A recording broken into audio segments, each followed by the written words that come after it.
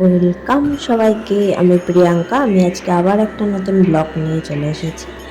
তো সেদিন ছিল রাধা অষ্টমী। সন্ধ্যাবেলা হঠাৎ করে আমরা চলে গেছিলাম কালীঘাটে। তো কোনো প্ল্যান ছিল না, হঠাৎ করেই গেছিলাম। সানডে ছিল, সানডেতে গেছিলাম।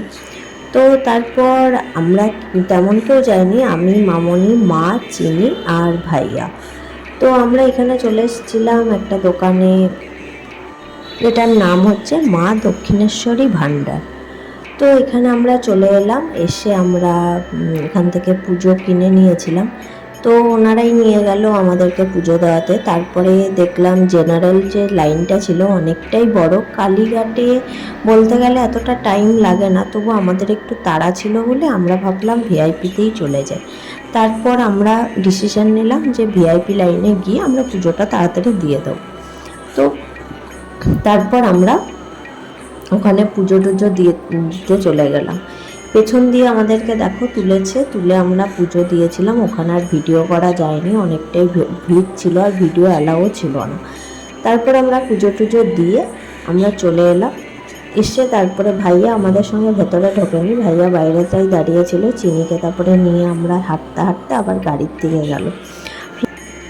স্কাইওভার হওয়ার পরে আমি কিন্তু ফার্স্ট টাইম এলাম। ওই বলে না যে কাছে থাকলেই যাওয়া হয় না, এরকমই ব্যাপার। তো আমরা হয়তো দূর দূরান্তে অনেক জায়গাতেই পুজো দিতে যাই, কিন্তু কালীঘাটে আমি অনেক দিন পরে এলাম। দিন কেন বলে, বছর খানেক পরেই এলাম। তো তারপরে পুজো টুজো দিয়ে, আমার বাড়ির কাছেই কালীঘাট, কিন্তু আমি জানি যাদবপুর সন্তোষপুরে থাকি। তো সেহেতু ওখান থেকে কালীঘাট বেশি দূরে না, তবুও আমার আসা হয় না বলা চলে।